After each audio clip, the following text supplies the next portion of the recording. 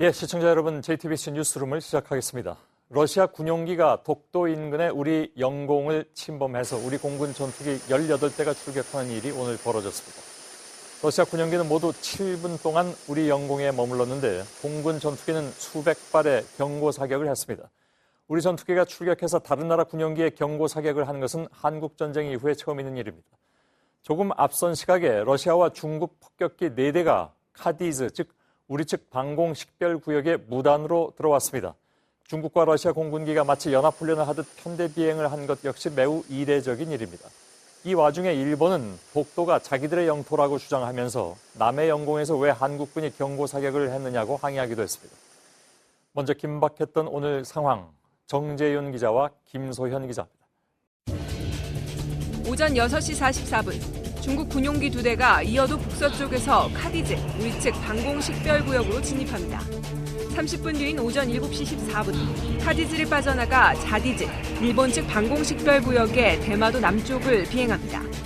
다시 30여 분 뒤인 오전 7시 49분, 중국 군용기는 카디즈에 재진입했다가 8시 20분에 빠져나갑니다. 오전 8시 33분, 중국 군용기가 러시아 군용기 2대와 카디즈 북쪽 외곽에서 합류합니다. 중국과 러시아 군용기 총 4대는 앞뒤로 편대 비행을 하다 오전 8시 40분에 카디즈에 함께 들어옵니다. 레이더에 군용기가 잡히자 우리 공군은 KF-16과 F-15K 등 전투기를 출격시켰습니다. 순차적으로 모두 18대가 떴습니다. 공군 중앙방공통제소는 카디즈에 무단 진입한 군용기에 대해 지속적으로 무선 경고 방송을 했습니다. 하지만 아무런 응답이 없었습니다.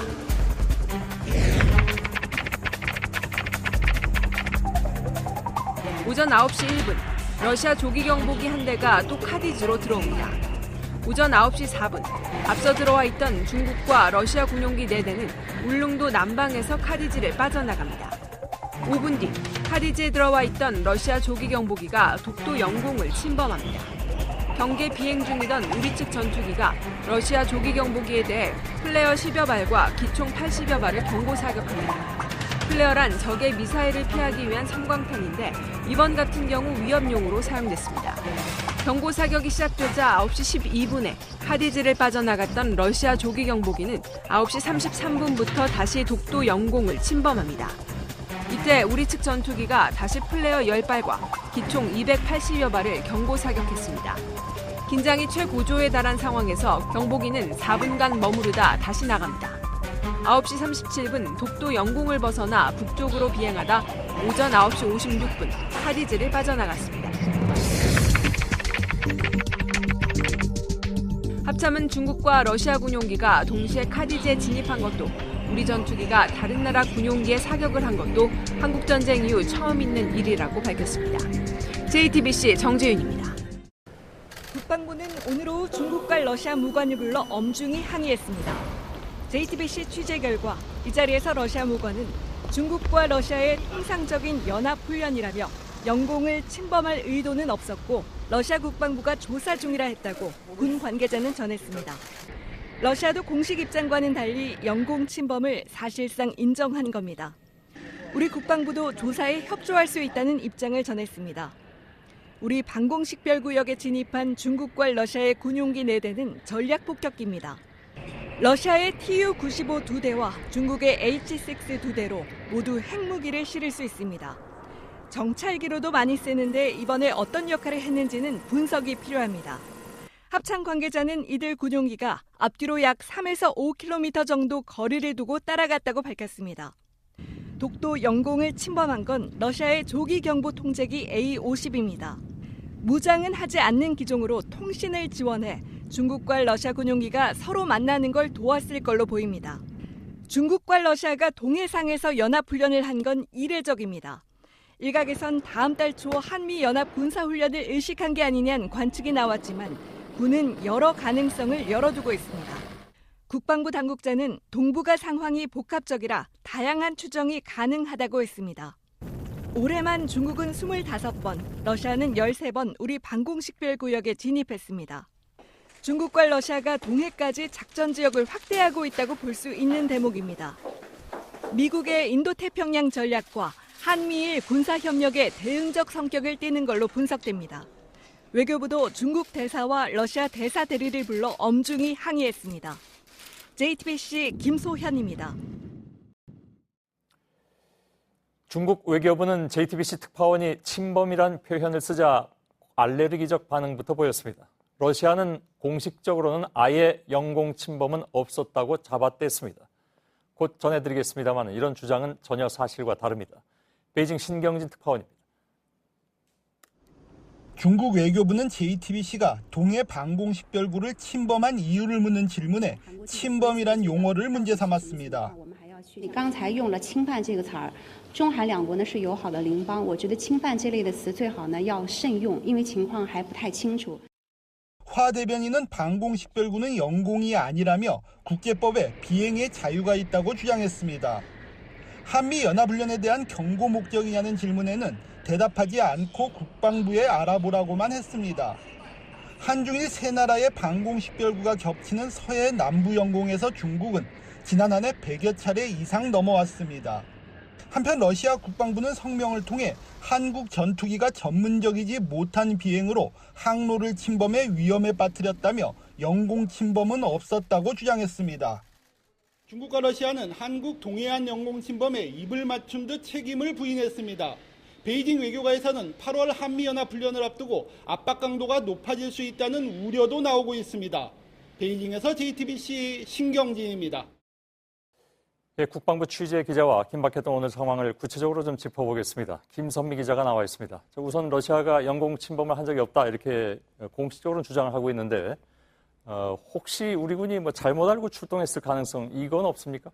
네, 결론부터 말씀드리면 그럴 가능성은 없습니다. 이 적 항공기 식별이라는 것은 지상과 바다 위에 있는 레이더를 종합적으로 보고 판단하기 때문입니다. 예. 그리고 일본 역시 우리와 같은 결론을 냈는데요. 보시면 오른쪽이 일본 방위성이 낸 자료입니다. 우리 공군이 파악한 항적과 정확하게 일치합니다. 예, 영공 침범이라는 건 이제 말 그대로 남의 나라의 군이 무단으로 들어온 거잖아요. 이럴 때는 대개 어떻게 대응하게 돼 있습니까? 네, 공군 작전사령부 전술 조치에 나와 있는데요. 이 매뉴얼에 따르면 먼저 경고 방송부터 합니다. 지금 카디즈 또는 영공을 침범했으니 나가라고 알리는 겁니다. 네, 그 다음은 이 차단 비행인데요. 상대 항공기의 진행 방향을 가로질러서 진로를 방해하는 겁니다. 예. 그래도 물러가지 않으면 플레어라는 섬광탄을 투하합니다. 오늘 공군은 1차와 2차 영공 침범 때 각각 15발, 10발을 투하했습니다. 이 마지막이 경고 사격 단계입니다. 이 전투기에 달린 기관총으로 적의 항공기 1km 정도 앞을 쏘는 겁니다. 공군은 1차에 80여 발, 2차에 280여 발, 총 360발 넘게 쐈습니다. 예. 자, 이제 러시아와 중국 항공기였는데 경고 방송할 때 언어 문제는 어떻게 해야 됩니까? 네, 군 당국에 확인을 해봤습니다. 각각 중국어와 러시아어로 영어와 번갈아 가면서 방송을 한다고 합니다. 예. 우리 군은 일본어도 가능하다고 하고요. 그렇군요. 이 공군 중앙방공 통제소에 있는 항공통제사가 비상 주파수를 통해서 직접 전달한다고 합니다. 예.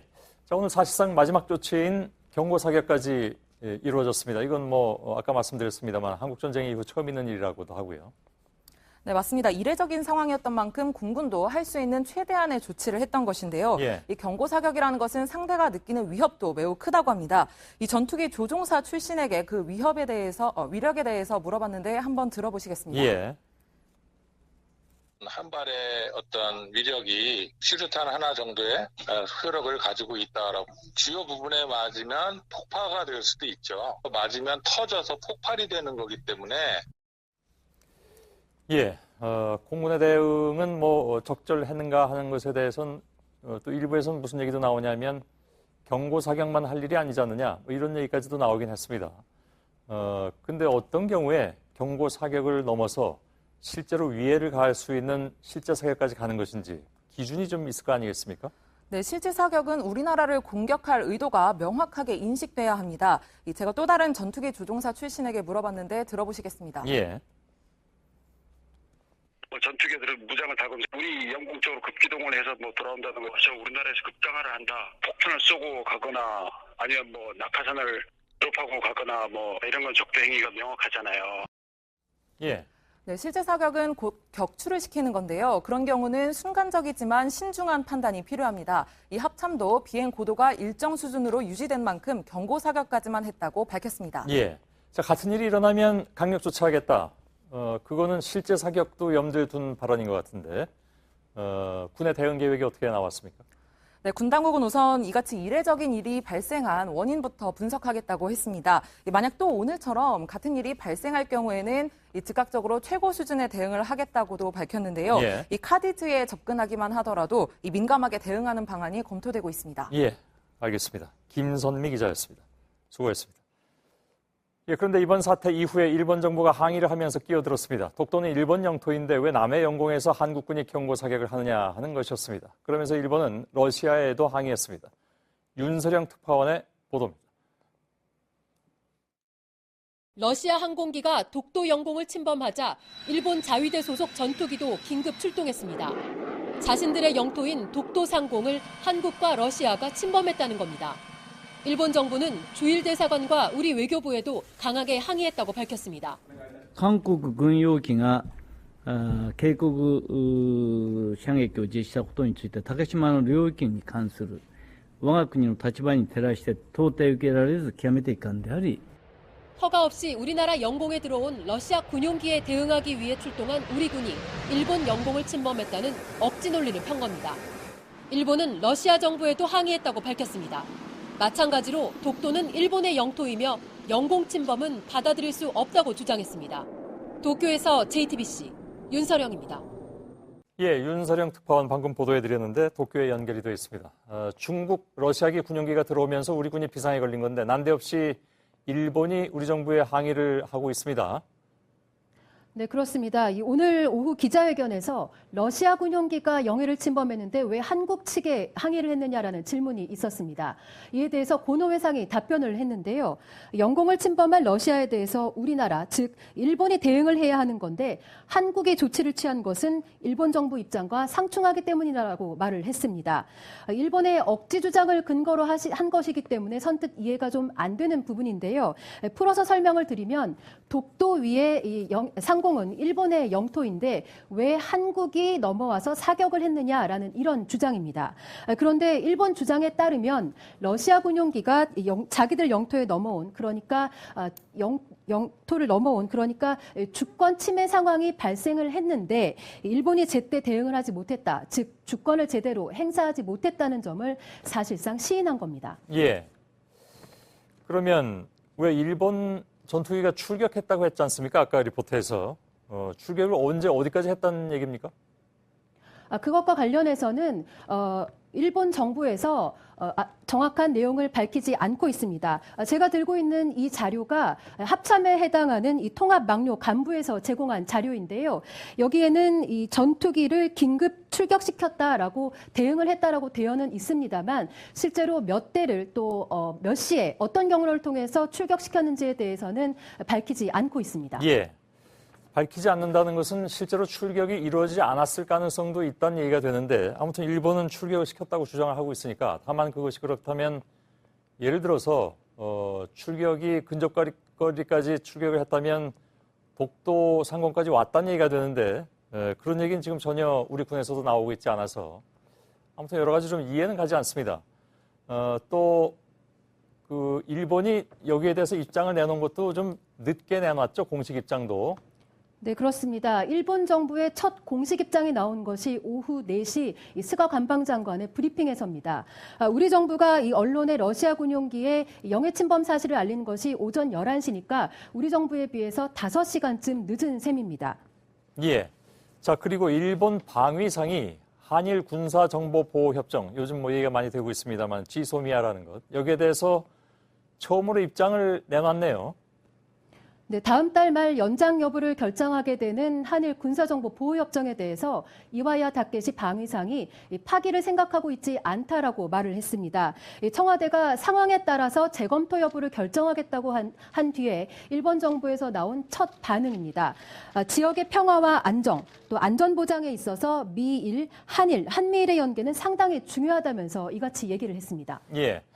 수출 규제 조치를 발표할 때는 안전보장상 한국을 믿을 수 없다라고 했고 군사정보보호협정을 계속 유지하자고 하는 거는 이게 분명히 모순입니다. 전에도 얘기가 나왔습니다만. 네, 그렇습니다. 일본이 이 군사정보보호협정의 연장을 하고 싶어하는 가장 큰 이유 중에 하나가 휴민트, 즉 이 인적 정보를 한국을 통해서 얻을 수 있기 때문입니다.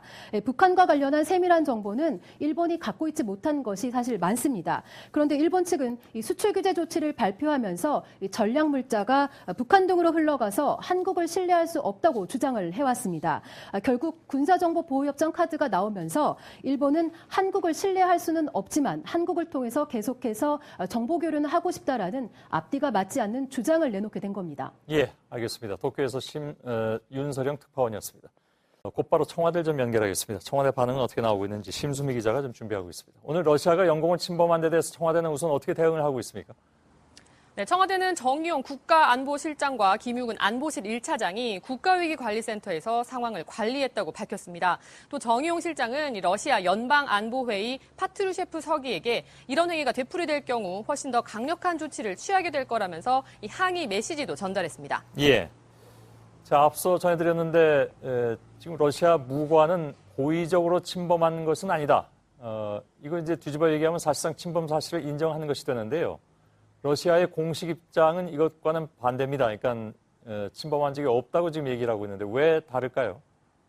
네, 현지 언론에 따르면 이 러시아 국방부가 성명을 내고 부인했다고 전하고 있습니다. 다만 러시아 정부 차원의 사태 파악이 제대로 끝나지 않은 만큼 그것을 최종 입장으로 보기는 어려울 것 같습니다.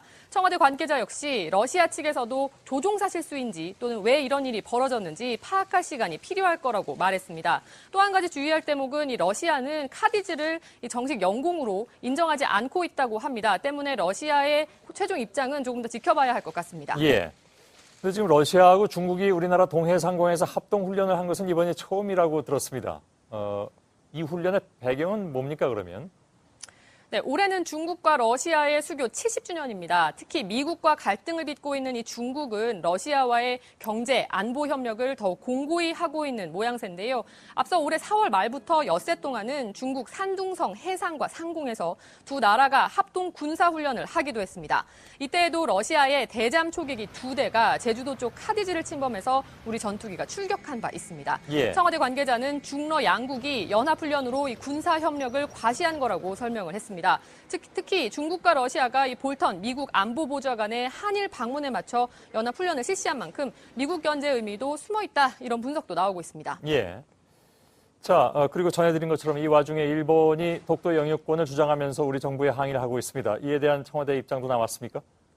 네, 오후 늦게 외교부를 통해서 짤막한 공식 입장을 냈습니다. 외교 채널을 통해 들어온 일본 측의 항의를 일축했다라는 겁니다. 독도는 역사적, 지리적, 또 국제법적으로 명백한 우리 고유 영토인 만큼 얼토당토하는 일본 측 주장을 신경 쓸 필요가 없다는 입장입니다. 예, 알겠습니다. 청와대에서 심수미 기자였습니다.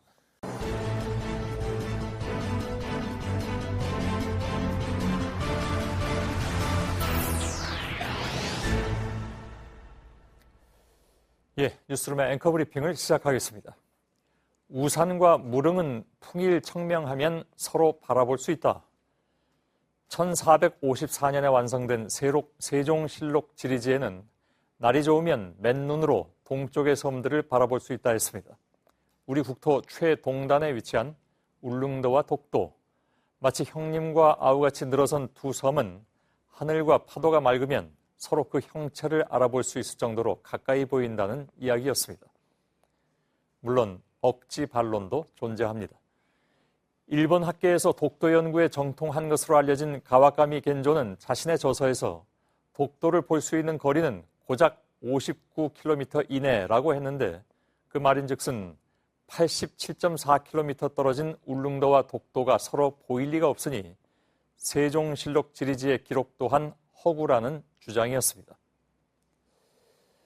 그러나 지난 2014년 11월 5일 우산과 무릉은 풍일청명하면 서로 바라볼 수 있다는 기록이 사진으로 증명됐습니다. 사진가의 앵글은 울릉에서 꼬박 3년을 기다리면서 그 순간을 담아냈고 붉은 아침 해가 뜨는 가장 한가운데 우리의 영토 독도는 또렷이 등장한 것입니다. 일본 영토에서 이러한 행위를 한 것은 받아들일 수 없다. 오늘 그들은 또다시 억지 주장을 꺼냈습니다. 우리 군이 우리의 영공을 침범한 러시아 군용기를 향해서 경고 사격을 한 것에 대한 반응이었습니다. 이렇게 해서 동해의 외롭지 않은 섬 독도는 한일 간 무역 분쟁의 와중에 또다시 그들의 무례한 입길에 오르내리게 됐죠. 물론 집요하고 매우 끈질긴 그들의 주장에 일일이 맞대응할 필요는 없을지도 모르나 오늘은 울릉도에서 직접 바라본 해 뜨는 독도의 이 모습과 함께 지난해 일본의 영토 담당상이 했다는 다소 흥미로운 발언을 마지막으로 소개해드립니다. 저쪽 방향에 일본 고유의 영토가 있다는 것을 확신했다. 물론 독도가 보이지는 않았지만 독도와 제일 가까운 일본의 섬은 오키섬. 그 거리는 157.5km. 울릉도보다 2배쯤 멀리 있으니 보고 싶어도 못 봅니다. 오늘의 앵커 브리핑이었습니다. 예, 정의당의 김종대 의원이 지금 연결되어 있습니다. 안녕하십니까? 오랜만입니다. 네, 안녕하세요. 예. 자, 러시아는 공식 입장이 지금 침범을 안 했다는 것인데 대사관 쪽에서는 실수로 한 것이다. 뭐 이런 얘기도 나오고 있습니다. 실수일까요? 고의일까요? 그 부분을 참 예단하기는 쉽지 않지만 지금까지 중국 전투기가 늘상 다니던 항로로 아주 예상 가능한 항로로 갔는 데 비해서 이번에 러시아 군용기의 항로가 어쩐지 미숙하고 석연치가 않습니다. 예. 아마도 중국과 그 합동 군사 훈련을 하면서 뭔가 적응을 하기 위한 어떤 초도 비행을 한 것이고 그 와중에서 부지불식간에 우리 독도 영공을 통과한 것이 아닌가 이렇게 한번 추정을 해볼 수 있겠습니다. 그러니까 실수였을 가능성이 크다 이렇게 보시는 모양이죠? 아직까지 고의성은 그다지 저는 인정하고 싶지가 않고요. 아무래도 이 지역에서 이제 중국하고 항공의 합동훈련을 한 것이 처음이기 때문에 예. 적응하는 과정에서 일어난 미숙함이 아닐까 하는 추정을 해보고 러시아가 지금 우리 영공을 굳이 침범할 만한 정치적 동기가 발견되지 않기 때문에 예. 저는 우발적인 사건일 가능성이 있다고 봅니다. 그건 아무튼 김 의원님의 추정으로 일단 생각은 하겠습니다. 그러면 우리 군의 전투기 조종사들의 경고 사격 이 대응에 대해서는 어떻게 판단하십니까? 예, 영공을 통과하면은 반드시 교전 수칙에 의해서 적법한 조치를 취하게 돼 있고 예. 군은 그 조치를 정확하게 이행했다고 생각을 합니다. 예. 특히 이 경고와 차단 비행 이런 어떤 경고 사격까지가 차질 없이 이루어짐으로써 우리 독도 수호에 대한 의지를 군이 과시하는 어떤 그 영토 수호의 의지를 충분히 과시했다고 생각합니다. 예, 알겠습니다. 돌이켜 생각해 보면 러시아는 과거에 소련 시절이긴 했습니다만 우리 민간 여객기까지 격추시켰던 나라이기 때문에 그래서 우리의 경고 사격이 결코 과한 것은 아니었다라고 꼭 이렇게 비교해서 얘기할 것은 아닐 수도 있습니다만 당연히 이제 이른바 매뉴얼에 의해서 대응한 것 같은데요. 일단은 알겠습니다. 네. 저는 한 가지 우려되는 점은 있습니다. 예. 이 사격을 했다는 행위 자체는 굉장히 어떤 심각한 단계이기 때문에 이것은 어떤 교정 규칙에 의해 적법하게 했다 할지라도 예. 한러 간의 한라인 군사적인 협조 채널이 없는 상황에서 벌어졌기 때문에 추후에 이 점은 반드시 보완해야 됩니다. 예, 알겠습니다. 실제 사격이 아니라 경고 사격이었으니까요. 아무튼. 근데 지금 아무튼 전투기 18대가 떠서 경고 방송을 수차례 하고 그 다음에 안 들으니까 경고 사격이 이루어진 것이고 특히 이 항적을 보면 나갔다가 다시 들어오기도 합니다. 그러니까 나갈 때는 여기서 경고 사격을 1차 해서 나갔다가 다시 들어왔다는 것은 그것이 좀 이상한데요. 물론 아까 김종대 의원께서 말씀하시기는 그것이 우발적인 가능성 혹은 아직 익숙치 않은 것에 대한 가능성을 말씀하셨습니다만은 왜 그 항공기의 그 레이더상으로 자기가 어디 있는지를 모릅니까? 그러니까 그게 옛날 항공기도 아니고 최근의 항공기일 텐데 그걸 모를 리가 없을 것 같고 또 경고 사격식이나 받았으면 더욱더 조심해서 딴 데로 갔어야 되는데 그걸 다시 돌아서 또 들어왔다는 것은 그건 상식적으로는 이해는 가지 않습니다. 예, 저도 뭐 이해가 안 가긴 마찬가지입니다만 예. 두 가지 가능성을 생각할 수가 있겠죠. 처음에는 자신의 위치가 어딘지는 분명히 알았으나 바로 아래 동해에 우리 독도가 존재한다는 사실을 간과했을 가능성이 있습니다. 예. 그래서 영공이 아니라고 인식했을 가능성도 있고요. 두 번째는 자신의 위치 식별보다는 그 중국 군용기와 합동작전 여기에 몰입을 하면서 어떤 여의 지역이 어떤 분쟁 지역은 아니라고 생각하고 어떤 그 전투기의 지휘기가 있었을 겁니다. 군용기가 뭐 한 대가 우발적으로 들어온 것이 아니라 지휘 통제기의 어떤 통제에 따르는 과정에서 어떤 소통의 오류가 있거나 또는 아니면 한번 건드려봐라. 이건 최악의 경우입니다만은 한국의 의지를 한번 시험해보자. 이런 어떤 악의를 품었을 가능성도 있습니다. 알겠습니다. 일본이 여기 끼어들었습니다. 일부 독도는 자기들 영토고 왜 그 영공에서 한국군이 경무 사격을 했느냐? 이게 좀 양상이 좀 복잡해졌습니다. 그래서 그러니까 러시아, 중국, 일본 그리고 주인공인 한국. 그래서 이 지역에 대한 긴장감이 덩달아 높아지는 것이 아니냐 하는 우려도 오늘 일부에서 나왔습니다. 이것이 예를 들어서 뭐 한미 합동 군사훈련이 있으니까 그걸 대응하기 위해서 하는 것이다라는 정도는 너무 좁은 생각이 아니냐라는 의견과 함께 이곳이 지금 지정학적으로 훨씬 더 복잡 미묘해졌다는 그런 분석도 나왔는데 동의하십니까? 아니 물론입니다. 중국과 러시아가 이렇게 전략 폭격기를 동원하는, 즉 전략 자산이 동원되는 합동훈련을 하기 시작한 것은 제 기억으로는 2016년에 우리나라의 사드 배치가 결정된 직후부터예요. 예.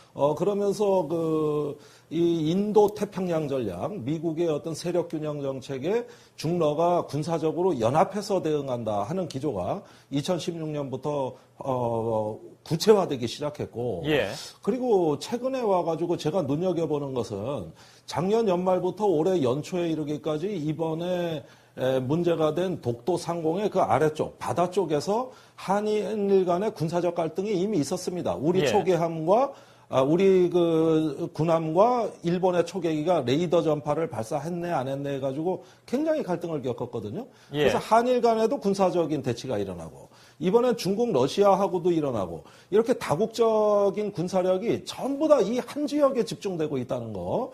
여기서 바로 누가 아군이고 적군인지가 모호해지는 지정학적인 갈등, 만인 대 만인의 투쟁 양상으로 이 동해의 정세가 전개되고 있다는 것은 동북아의 새로운 불안정 요인이 출현했다고 저는 보고 있습니다. 예, 알겠습니다. 오늘 이 정도로 좀 정리하겠습니다. 정의당의 김종대 의원이었습니다. 고맙습니다. 감사합니다.